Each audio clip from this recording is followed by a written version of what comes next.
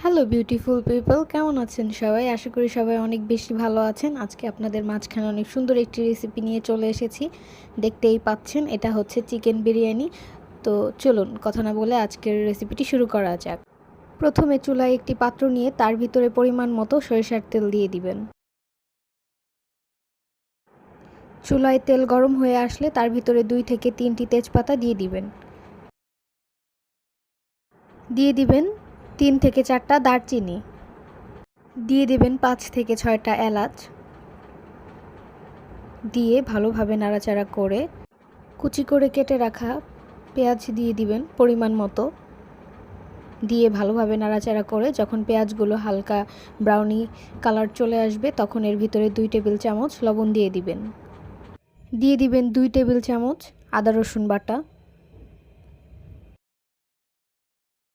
দিয়ে দিবেন